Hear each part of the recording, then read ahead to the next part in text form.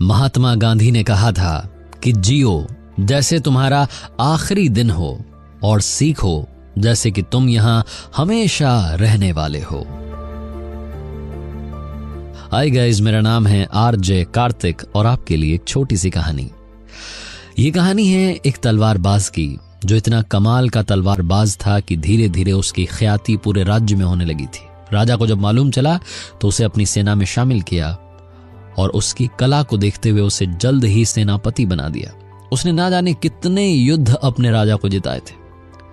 हर युद्ध में वो कमाल करता था, अकेले के दम पर पूरी सेना को जीत दिलवा करके वापस लाता था। लेकिन उम्र के साथ वो बूढ़ा हो चला था। एक दिन राजा के पास गया एक प्रस्ताव लेकर के और कहा कि राजा साहब, अब उम्र ढल चुकी है, अब मुझसे तलवारबाजी नहीं होती। मेरी जगह एक अच्छे योद्धा की अब हमारी सेना को जरूरत है, अच्छे सेनापति की जरूरत है। एक काम करते हैं, मैं अपने राज्य के लड़कों को तैयार करता हूं, मेरा एक गुरुकुल खुलवा दीजिए, वहां मैं शिक्षा दूंगा, तलवारबाजी सिखाऊंगा और जो आपको सबसे बेहतरीन लगे उसे अगला सेनापति घोषित कर दीजिएगा। राजा को प्रस्ताव पसंद आया। पूरे राज्य में घोषणा करवाई गई कि अगर आप तलवारबाजी सीखना चाहते हैं तो आ जाएं, हमारे सेनापति आपको सिखाएंगे। बहुत लड़के दूर दूर से आए, अलग अलग इलाकों से आए। बहुत लड़कों ने सीखना शुरू किया। उनमें से एक ऐसा लड़का था जो बड़ा कमाल का तलवारबाज बनता चला जा रहा था। उसके जो साथी दोस्त थे वो भी उसकी तारीफ करते थे, क्या बात है भाई, तुम तो अगले सेनापति बनोगे। और यहीं से उसमें थोड़ा सा ईगो आ गया, घमंड आ गया। एक दिन वो चुपके से राजा के पास गया और एक प्रपोजल उनको देकर के आया, एक प्रस्ताव उन्हें देकर के आया।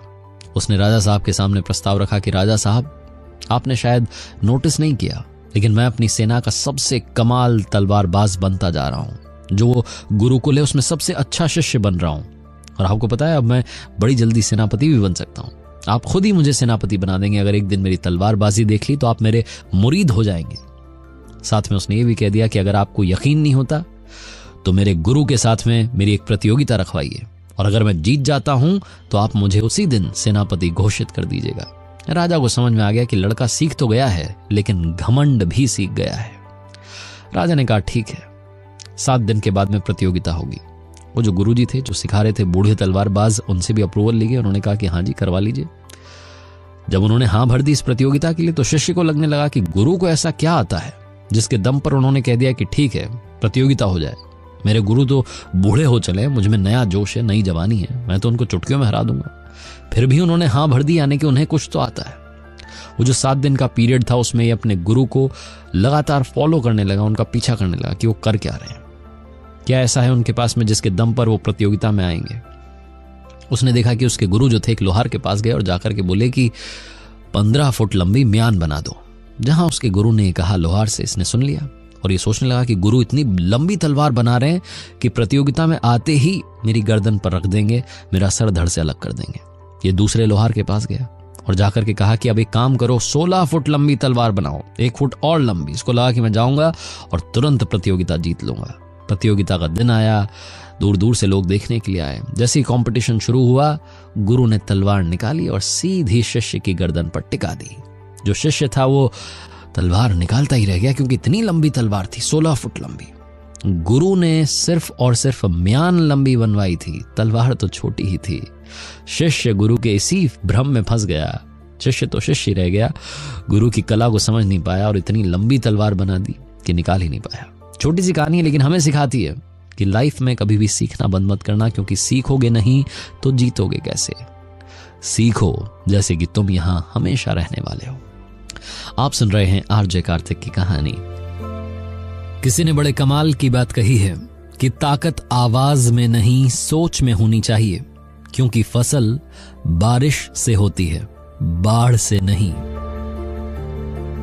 हाय गाइस, मेरा नाम है आरजे कार्तिक और आपके लिए एक छोटी सी कहानी। ये कहानी जिन्होंने लिखी है वो लिखती है कि मैं 50 साल की महिला हूं और ऑफिस में काम भी करती हूं। मेरे घुटनों में दर्द रहता है, लेकिन क्या करूं, परिवार की जिम्मेदारी संभालने के लिए, निभाने के लिए मुझे ये काम करना ही पड़ता है। मेरे घुटनों में दर्द रहने की वजह से काफी बार ऑफिस से छुट्टी भी लेनी होती है। एक बार ज्यादा बीमार थी, 7 दिनों की छुट्टी के बाद में ऑफिस पहुंची और शाम में वापस घर के लिए निकली तो जहां बस स्टैंड था वहां जाकर के खड़ी हो गई। हमेशा की तरह वहां मेरे बैठने की जगह नहीं थी। मैं इंतजार कर रही थी कि कब बस आएगी। उस दिन भी बस हमेशा की तरह देरी से पहुंची। और बस खचाखच भरी थी। जब मैं अंदर पहुंची तो मुझे वहां भी बैठने के लिए जगह नहीं मिली। मुझे लगा कि आधा घंटा एक बार फिर से मेरे लिए दर्द वाला होगा, लेकिन तभी मुझे किसी की आवाज आई, मैडम जी यहां आकर के बैठ जाइए। मैंने पीछे पलट करके देखा तो वहां एक मजदूरन बैठी थी जो अपनी सीट पर से खड़ी हो गई और अपनी सीट मुझे ऑफर कर रही थी। मैं चुपचाप वहां जाकर के बैठ गई। थोड़ी देर के बाद में एक बस स्टॉप आया और मेरे पास में जो बैठे हुए थे वो उठ करके चले गए। मेरे पास वाली सीट खाली हो गई। मेरी रिस्पॉन्सिबिलिटी थी कि वो जो मजदूरन थी उनको बुलाऊं और अपने पास में बैठाऊं। मैंने आवाज दी कि बाई जी यहां करके बैठ जाइए, सीट खाली हो गई। लेकिन वो खुद नहीं आई। उन्होंने एक दूसरी महिला को भेज दिया जिनके हाथ में बच्चा था और जोर जोर से रो रहा था। उस खाली सीट पर वो महिला अपने बच्चे के साथ आकर के बैठ गई। उनका बच्चा अब रोना बंद कर चुका था। 10-15 मिनट के बाद में वो महिला भी उठ करके चली गई। उनका भी स्टॉप आ गया। मैंने फिर से आवाज दी कि बाई जी अब आकर के बैठ जाइए। अब की बार वो जो बाई जी थी उन्होंने एक बुजुर्ग व्यक्ति को वहां भेज दिया। वो आकर के बैठ गए और 5-7 मिनट में उनका भी स्टॉप आ गया। वो भी उठ करके चले गए। बस लगभग खाली होने वाली थी। मेरा भी आखिरी स्टॉप था और लग रहा था कि उन बाई जी का भी आखिरी ही स्टॉप था। मैंने उनसे कहा कि अब तो खाली हो गई, आकर के बैठ जाइए। मेरे पास वाली सीट पर फाइनली वो आकर के बैठ गई। मैंने उनसे कहा कि बाई जी एक बात बताइए, ये सीट 2 नहीं 3 बार खाली हो गई, लेकिन आप आकर के नहीं बैठी, ऐसा क्यों? तो उन्होंने कहा कि आपको मालूम है, आपको मैंने वहां बस स्टैंड पर देखा था। आप स्टॉप पर खड़ी थी और लग रहा था कि आपके पैरों में दर्द है, इसलिए सबसे पहले मैंने अपनी सीट आपको दी। तो मैंने कहा उसके बाद में खाली हो गई थी मेरे पास वाली सीट, आप आकर के बैठ जाती। बाई जी ने कहा नहीं। तब मैंने देखा कि एक बच्चा जोर जोर से मां की गोदी में रो रहा है। मैंने उन्हें बैठाया। उसके बाद में देखा कि एक बुजुर्ग हैं जो कि खड़े नहीं हो पा रहे हैं ढंग से, परेशान हैं, उन्हें बैठाया। तो ये जो महिला थी इन्होंने पूछा कि बाई जी ये काम आप रोज करती हैं या आज ही कर रही हैं? तो जो बाई जी थे उन्होंने कहा कि रोज करती हूं। मेरे पास में इतना पैसा तो नहीं है कि मैं किसी की मदद कर सकूं, इतना पैसा तो कमाती नहीं हूं, इसलिए पुण्य कमाने के लिए छोटे मोटे काम करती हूं। बस में जब किसी जरूरतमंद को देखती हूं तो उन्हें सीट दे देती हूं। रास्ते में कभी कचरा देखती हूं तो उसे साफ कर देती हूं, पत्थर देखती हूं साइड हटा देती हूं, कभी पेड़ पौधों में जो सड़क किनारे लगे होते हैं उनमें पानी दे देती हूं। बस ये छोटे मोटे काम करके पुण्य कमाती हूं। बाई जी ने जब ये सब कहा तो ये जो महिला थी 50 साल की, इन्हें समझ में आ गया कि जिंदगी का मतलब क्या है, मकसद क्या है। ज्ञान सभी के पास है, बांटनी है तो मुस्कान बांटते चलिए। सुनते रहिए आरजे कार्तिक मोटिवेशन। बस यही कहूंगा, ऊपर वाले के आशीर्वाद के साथ, अपनी मेहनत के साथ और अपनी फैमिली के प्यार के साथ कर दिखाओ कुछ ऐसा कि दुनिया करना चाहे आपके जैसा। किसी ने बड़े कमाल की बात कही है कि 2 तरह के लोगों से हमेशा सावधान रहना। एक वो जो आप में वो कमी बताएं जो आप में है ही नहीं, और दूसरे वो जो आप में वो खूबी बताएं जो आप में है ही नहीं। हाय गाइस, मेरा नाम है आरजे कार्तिक और आपके लिए एक छोटी सी कहानी। ये कहानी एक विशाल राज्य के राजा की, जिसके संतान नहीं हो रही थी। उम्र हो चली थी। उसके एक भरोसेमंद मंत्री ने कहा कि महाराज एक प्रतियोगिता रखवाइए और उससे नया राजा चुन लीजिए, बरसों से होता है, हम भी कर लेंगे, कोई बड़ी बात नहीं है। राजा ने कहा प्रतियोगिता तो रखवाएंगे, लेकिन किसी को कुछ करना नहीं है, बस मुझसे आकर के एक बार मिलना है। एक साक्षात्कार टाइप का होगा, इंटरव्यू टाइप का होगा, उसके बाद में मैं खुद से डिसाइड करूंगा कि राजा किसे बनाना है। मंत्री ने कहा ठीक है, जो आप कहें। पूरे राज्य में यह घोषणा करवा दी गई कि जिस किसी को भी रुचि है, थोड़ा भी इंटरेस्ट है कि उसे राजा बनना है, वो राजा साहब से आकर के मिल सकता है। इंटरव्यू होंगे। साक्षात्कार की घोषणा थी। गांव गांव में लोगों को मालूम चला एक लड़का था जो खेती करता था, गरीब परिवार से था। अपने माता पिता को जाकर के प्रणाम किया शाम में और कहा कि सुना, राजा के लिए साक्षात्कार हो रहा है, इंटरव्यू के लिए मैं भी जाऊंगा नगर में, राजा से मिलूंगा। उसकी मम्मी पापा हंसने लगे कि अरे क्या पागलों जैसी बात कर रहा है, तुझे कौन राजा बनाएगा। उसने कहा नहीं, मेरे मन में है, मुझे एक बार ये करने दीजिए। उसके माँ बाप मान गए। अब समस्या थी कि साक्षात्कार के लिए जाना था, राजा के सामने इंटरव्यू था और उसके पास में पहनने के लिए अच्छे कपड़े नहीं थे। तो उसने पिताजी से कहा कि पिताजी थोड़े बहुत जो पैसे रखे हैं घर में मुझे दो ना, मुझे एक अच्छी सी जैकेट खरीदनी। माँ बाप उस बच्चे की जिद के आगे झुक गए। उसने एक बढ़िया सी जैकेट खरीदी। फटे पुराने कपड़े थे, शर्ट पैंट, उसके ऊपर उसने वो जैकेट डाल ली और चल पड़ा थोड़ा बहुत खाना लेकर के। चला जा रहा था और मन में सोचते हुए जा रहा था कि राजा साहब क्या क्या पूछ सकते हैं, मुझसे क्या सवाल किए जाएंगे, अगर मैं राजा बन जाऊं तो क्या करूंगा। बहुत सारे सवाल जो हर किसी के मन में होते हैं। उसने देखा कि नगर बसाने वाला था, ऊपर कोटा दिख रहा था। तभी उसे एक भिखारी की आवाज आई कि मेरी मदद कर दे बेटा। सर्दी का मौसम था, सड़क किनारे वो भिखारी ठिठुर रहा था। इसने कहा बाबा बताओ क्या चाहिए। तो जो भिखारी था उसने कहा कि बेटा मुझे कुछ ओढ़ने के लिए दे जा। इसके पास में कुछ भी नहीं था, थोड़ा बहुत भोजन था, वो दे देता, उससे क्या होता, उसको तो ओढ़ने के लिए कुछ चाहिए था, उसे ठंड लग रही थी। इसे समझ नहीं आया क्या करूं। इसके पास में सिर्फ वो जैकेट थी जो इसने बड़ी मुश्किल से पहनी थी, जुगाड़ करके। घर में थोड़ा बहुत पैसा था, वो भी खर्च कर दिया था और इंप्रेशन झाड़ने के लिए लेकर आया था कि पहली मुलाकात में राजा साहब को कम से कम पसंद तो आ जाऊं। लेकिन इसने कुछ नहीं सोचा, चुपचाप वो जैकेट उतारी और भिखारी को ओढ़ा दी। उसके बाद फिर से चल दिया। अब इसके सारे सपने ध्वस्त हो गए थे। इसे लग रहा था कि क्या मतलब निकला, पहली मुलाकात में ही राजा मुझे मना कर देगा। पहुंचा नगर में, सिपाहियों ने बताया कि कहां जाना है। सराय में जाकर के कुछ वक्त के लिए आराम किया। इसका नंबर आया, राजा के कक्ष में पहुंचा और जब राजा के कक्ष में पहुंचा तो दंग रह गया। राजा की कुर्सी पर वही बैठा था जो वहां सड़क किनारे भीख मांग रहा था। इससे बोलते नहीं बना, इसने इशारों में कहा कि आप। राजा ने कहा हां मैं वही हूं जो वहां भिखारी बनकर बैठा था। सबसे पहले तो अपनी जैकेट लो। इस लड़के को इसकी जैकेट लौट आई। इसने कहा कि वो क्या था, आप क्यों वहां बैठे थे। तो राजा ने कहा कि अगर मैं तुमसे पहली मुलाकात में राजा बनकर मिलता तो मैं जो कहता वो तुम कर देते। मैं तुमसे पहली ही मुलाकात में भिखारी बनकर मिला और मैंने जो कहा वो तुमने कर दिया। सुनो, तुम आज से इस राज्य के अगले राजा होंगे। लड़के ने कहा ये क्या बात हुई, आपने मुझसे कोई सवाल नहीं किया, आप मुझे राजा बना रहे हैं, ये कौन सा अनाउंसमेंट है। राजा ने कहा मुझे जो जानना था, समझना था, मैंने समझ लिया। अगर तुम किसी जरूरतमंद की मदद कर सकते हो बिना कुछ सोचे, तुम्हारे पास मुझे लगता है कि सिर्फ यही एक जैकेट था जो तुम मुझ पर इंप्रेशन जमाने के लिए पहनकर आए थे। वो एक जैकेट भी तुमने भिखारी को दे दिया, जरूरतमंद को दे दिया, उसकी मदद कर दी इतनी ठंड में। तुम्हारा दिल बहुत बड़ा है, तुम हर किसी का ख्याल रख सकते हो, इसीलिए तुम आज से राजा होंगे। छोटी सी कहानी है लेकिन हम सबको यही सिखाती है। मदद करते चलिए, दुआएं कमाते चलिए, क्योंकि दुआओं में बड़ी ताकत होती है। जिसके पास में दुआएं होती हैं उसका कोई कुछ बिगाड़ नहीं सकता। सुन रहे हैं आप आरजे कार्तिक मोटिवेशन। किसी ने बड़े कमाल की बात कही है कि गुरूर में इंसान को इंसान नहीं दिखता, अपनी ही छत पर खड़े हो जाएं तो अपना मकान नहीं दिखता। हाय गाइस, मेरा नाम है आरजे कार्तिक और आपके लिए एक छोटी सी कहानी। ये कहानी एक जंगल की। शाम का समय था, वहां का मौसम कुछ बदला हुआ था। काली घटाएं छाई हुई थी, डरावना मौसम था। आंधी तूफान आ रखा था और साथ में बिजलियां चमक रही थी। तभी एक बिजली चमकी और बिजली गिरी जंगल में।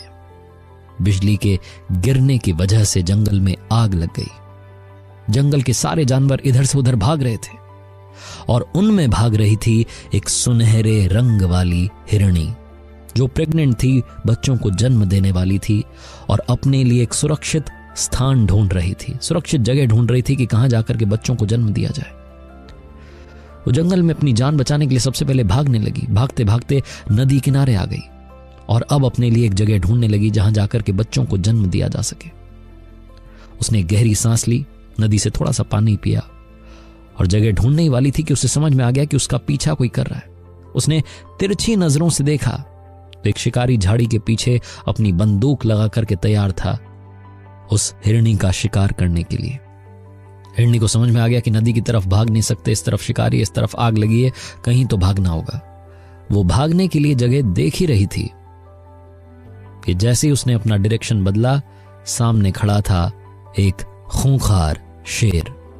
अब हिरनी के चारों तरफ समस्या थी। एक तरफ नदी का गहरा पानी था, उसे पार नहीं कर सकती थी। दूसरी तरफ शिकारी था, तीसरी तरफ शेर था, चौथी तरफ जंगल की आग थी। हिरनी चारों तरफ से संकट में घिर चुकी थी। उसने सोचा अब क्या किया जाए। तो उसने सोचा अब एक ही काम बचा है, मरना है तो शान से मरते हैं। शिकारी की तरफ अपना चेहरा करके फेस करके खड़ी हो गई, आंखें बंद कर ली, ऊपर वाले को धन्यवाद करने लगी इस जीवन के लिए और साथ में प्रार्थना करने लगी कि भगवान चमत्कार कर दो, मेरी जान बचा लो, मेरे नन्हे मुन्ने इस दुनिया में आ जाएं, उन्हें ये दुनिया देखने का अवसर दे दो। वो कहते हैं ना, जब आप दिल से उन्हें याद करते हैं तो चमत्कार होता है। जंगल में आग लगी हुई थी। अचानक से एक चिंगारी उछली और जाकर के शिकारी की आंख में गई। शिकारी ने गोली तो चलाई, लेकिन वो जो आंख में चिंगारी उछली थी, आग जाकर के लगी थी, वो निशाना भटक गया और गोली जाकर के उस शेर को लग गई। शेर घायल होकर के जमीन पर गिर गया। शिकारी अपनी जान बचाने के लिए, क्योंकि उसकी आंख में जलन हो रही थी, जल चुकी थी, दौड़ करके वहां से भाग गया। अचानक से मौसम बदल गया, बिजलियां चमकना बंद हो गईं, सुहावना मौसम हो गया और उस सुनहरे रंग की हिरनी पर हल्की हल्की बूंदें गिरने लगीं। उसने इस दुनिया में नन्हे नन्हे बच्चों को जन्म दिया। छोटी सी कहानी है, लेकिन हमें सिखाती है कि हमारे साथ भी कभी कभी ऐसा होता है कि हम चारों तरफ से संकट से घिर जाते हैं। आपके साथ जब भी ऐसा हो तो वही करना जो हिरनी ने किया, आंख बंद करना, ऊपर वाले को याद करना और उनसे प्रार्थना करना कि वो सब कुछ ठीक कर दें, क्योंकि जिस दिन वो आपके साथ हो जाएंगे, नीचे वाले आपका कुछ बिगाड़ नहीं पाएंगे। आप सुन रहे हैं आरजे कार्तिक मोटिवेशन। किसी ने बड़े कमाल की बात कही है कि हमारी उपलब्धियों में दूसरों का भी योगदान होता है। समंदर में पानी भले ही अपार हो, मगर सच तो यह है कि वो भी नदियों का उधार होता है। हाय गाइस, मेरा नाम है आरजे कार्तिक और आपके लिए एक छोटी सी कहानी। ये कहानी एक राजा की जो एक बार अपने सैनिकों के साथ में शिकार के लिए जंगल में गया था और कब वो शिकार का पीछा करते करते सैनिकों से रास्ता भटक गया, उसे मालूम नहीं चला। अब उसे जंगल से बाहर निकलने का रास्ता नहीं मिल रहा था। ऊपर से प्यास लगी थी, गर्मी का दिन था, दोपहरी का वक्त था, परेशान था। ऊपर वाले को बार बार याद कर रहा था, मेरी मदद कर दो, मदद कर दो। तभी उसकी नजर पड़ी, एक व्यक्ति वहां लकड़ी काट रहा था। घोड़ा दौड़ा करके उसके पास पहुंचा और जाकर के कहा कि भैया सबसे पहले तो पानी पिला दो। वो लकड़हारा था, उसने पानी पिला दिया और उसके बाद कहा कि राजा साहब आप, मैंने आपको पहचान लिया। राजा ने कहा क्या बात है, बस मुझे सबसे पहले तो पानी पिलाने के लिए धन्यवाद। अब ये बता दो कि रास्ता कहां से मिलेगा, वापस अपने राजमहल जाना है। लकड़हारे ने वो जंगल के रास्ते होते हैं बता दिए कि ऐसे से आप चले जाना। राजा बहुत खुश था। उसने कहा कि सुनो, तुम जब भी तुम्हारे पास वक्त हो राजमहल में आना। इस वक्त मेरे पास में तुम्हें कुछ देने के लिए नहीं है, तुम राजमहल में आना, तुम्हारा उपहार मुझ पर बकाया रहा, वो गिफ्ट तुम्हें वहां मिलेगा, आ जाना। लकड़हारा बड़ा खुश हुआ कि क्या बात है, राजा साहब मुझे तोहफा देंगे। शाम में घर गया, बीवी को बताया कि जब भी हमारे पास वक्त होगा वहां जाएंगे, मिलेंगे उनसे। बीवी ने कहा रे क्या वक्त होगा, कल ही चले जाओ। अगले दिन लकड़हारा पहुंच गया राजमहल में। सैनिकों से कहा कि मैं लकड़हारा हूं, मुझसे राजा साहब ने कहा था मिलने के लिए। वो सैनिक हंसने लगे कि क्या पागल हो गया, तुमसे क्यों मिलेंगे। उसने कहा नहीं, एक बार जाकर के बात करो। सैनिकों ने जाकर के राजा को बताया कि एक लकड़हारा आपसे मिलने के लिए आया है। राजा पहचान गया, उसने कहा हाँ अंदर बुला लो। लकड़हारा पहुंचा। उसके हाल को देख करके राजा को समझ में आ गया कि बहुत गरीबी में जी रहा है। राजा सोच में पड़ गया कि क्या तोहफा दूं। फिर उसे याद आया कि उसके पास में एक बगीचा था, लकड़हारा है, लकड़ी की समझ होगी। यही सोच करके राजा ने उसको एक बड़ा सा बगीचा दे दिया। लकड़हारा बड़ा खुश हुआ, बीवी को बताया कि इतना बड़ा बगीचा हमारे नाम कर दिया है।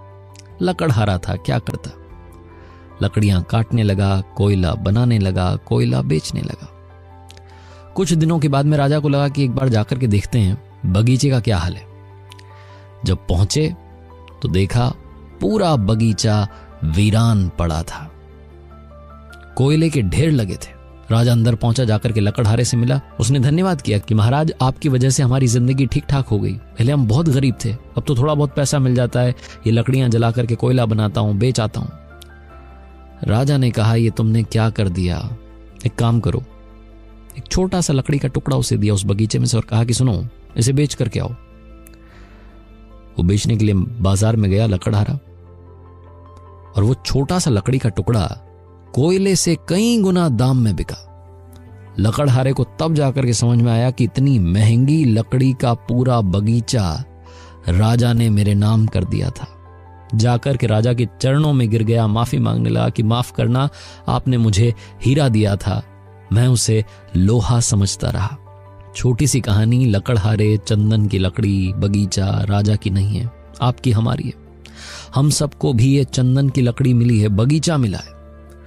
हर एक श्वास, हर एक सांस जो अंदर जा रही है, बाहर आ रही है, ये वो चंदन है जिसे हम ऐसे ही बर्बाद कर रहे हैं, कोयला बना रहे हैं। इसका ध्यान रखिए। अपनी जिंदगी का मकसद ढूंढिए और उस मकसद को पाने के लिए लग जाइए, क्योंकि बड़े भाग्य मानुष तन पावा। बस इतना सा कहना चाहूंगा। सुनते रहिए आरजे कार्तिक मोटिवेशन। किसी ने बड़े कमाल की बात कही है कि अगर मैं सोचूं कि मुझे किसी की जरूरत नहीं तो ये मेरा अहम है, और अगर मैं सोचूं कि सबको मेरी ही जरूरत है तो ये मेरा वहम है। हाय गाइस, मेरा नाम है आरजे कार्तिक और आपके लिए एक छोटी सी कहानी। ये कहानी 12 साल के एक लड़के की, जो बड़े होकर के ओलंपिक्स में अपने देश के लिए मेडल जीतना चाहता था। इतना तेज दौड़ता था कि पूरे शहर में सिर्फ और सिर्फ उसी की चर्चा थी, उसी की बात होती थी। उस लड़के का कॉन्फिडेंस इतना ज्यादा था कि उसने कहा कि मेरे लिए एक रेस रखवाई जाए। शहर भर के लोगों को मालूम था कि रेस जब भी होगी लड़का ही जीतेगा। देश के दूसरे 2 अलग अलग शहरों से और तेज दौड़ने वाले उसके जैसे ही 2 रनर्स को बुलाया गया। उसी की उम्र के थे, 12 साल के लड़के थे। पूरे शहर में हल्ला हो गया।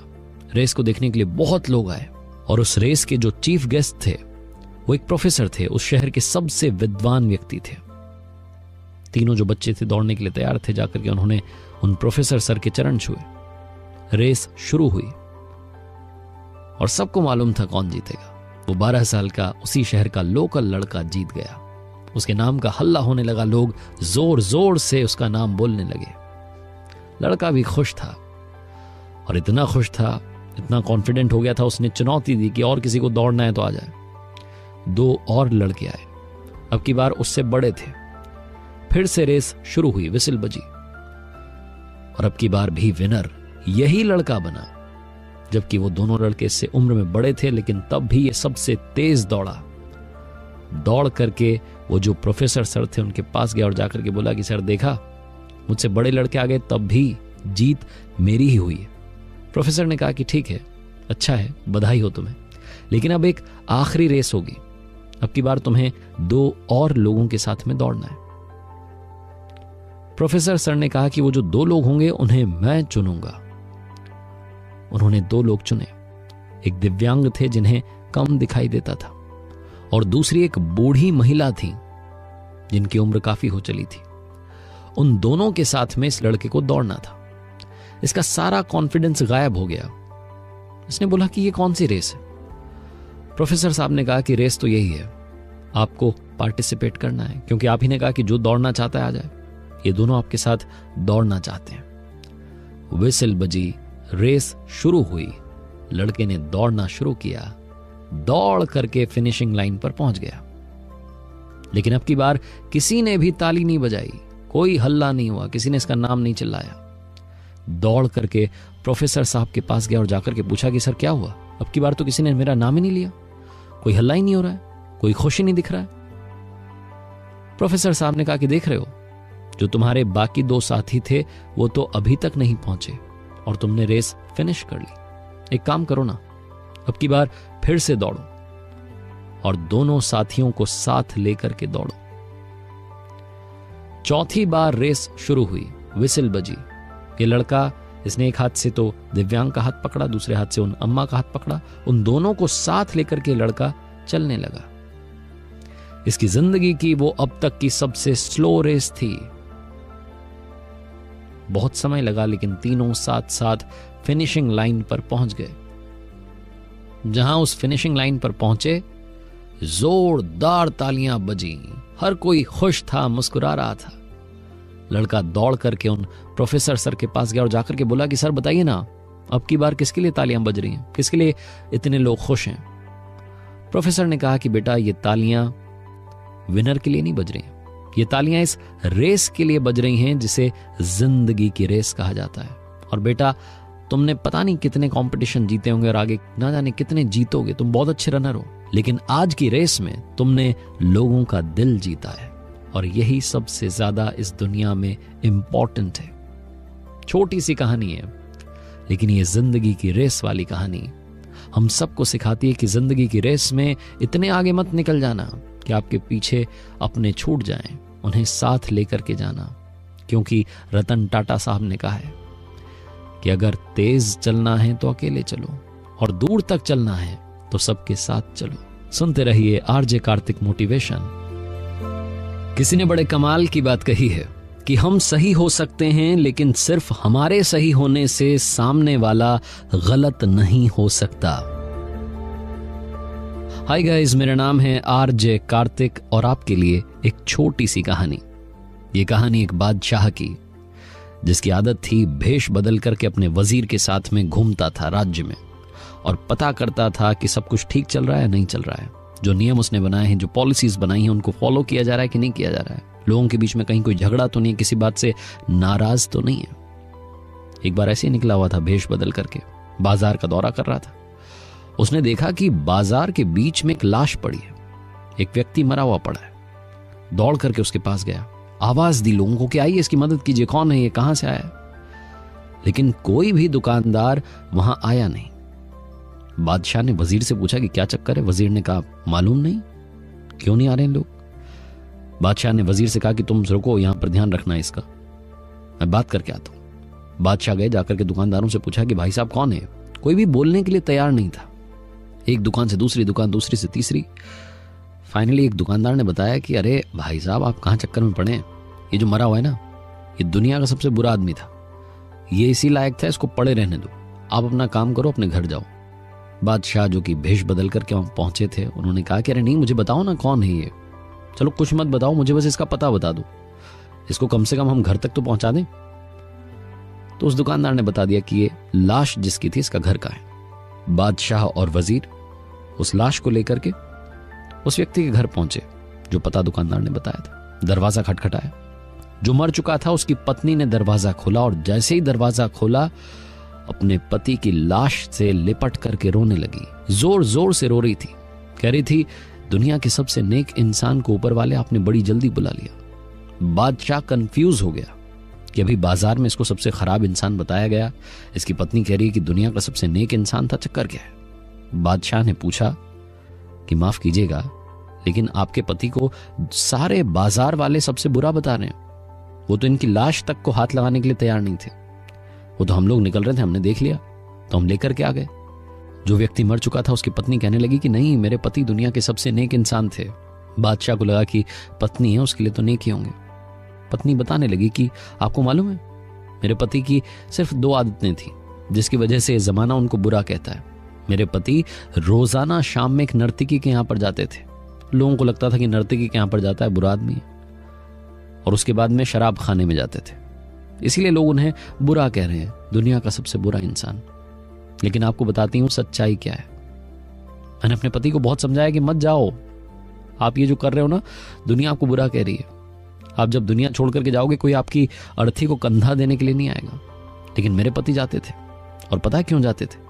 नर्तकी के यहां जाते थे और जाकर के उसे पैसा देते थे और कहते थे कि दरवाजा बंद कर ले, ये लो तुम्हारी आज की कमाई, अब तुम दरवाजा बंद कर लो, किसी को यहां आने की जरूरत नहीं है, अपना ध्यान रखो। उसके बाद शराब खाने जाते थे, शराब खरीद करके लाते थे और नाली में बहा देते थे। वो दुनिया की सारी बुराई को मिटाना चाहते थे। लोगों ने सिर्फ ये देखा कि वो नर्तकी के यहां जाते हैं, शराब खाने जाते हैं, ये नहीं देखा कि वो बुराई मिटाना चाहते थे। इसलिए लोग तो उन्हें बुरा कहते हैं और मैं सच्चाई जानती हूं, इसलिए उन्हें नेक कहती हूं। और आपको मालूम है, वो एक बात और कहते थे, मुझे आज भी याद है। वो कहते थे कि देखना जब मैं मरूंगा ना, तुम कहती हो ना मेरी अर्थी को कोई कंधा देने के लिए नहीं आएगा, मेरी अर्थी को कंधा देने के लिए उस वक्त का बादशाह और नेक लोग आएंगे।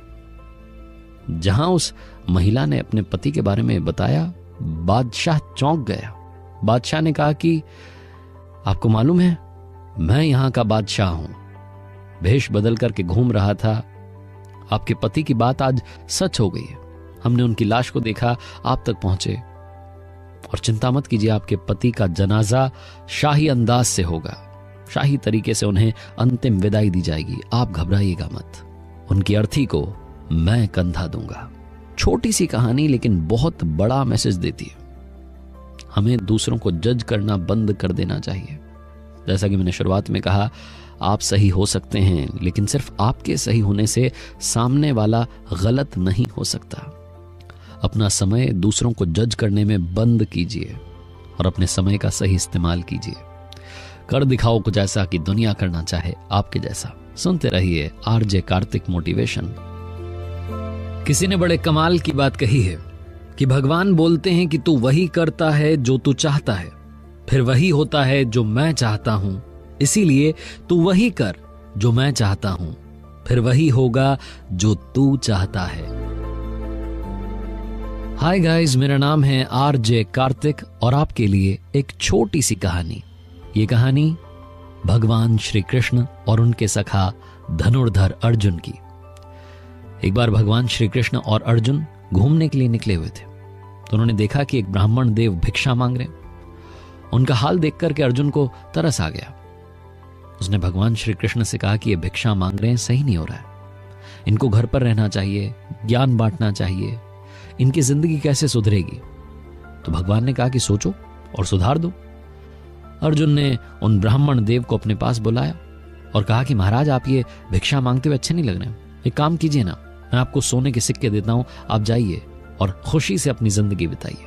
खुश होकर के अर्जुन ने उसके पास में सोने के सिक्के थे, ब्राह्मण देव को दे दिए। वो जो पंडित जी थे चले गए अपने घर झोपड़ी की तरफ। खुश हो रहे थे कि आज तो कमाल हो गया।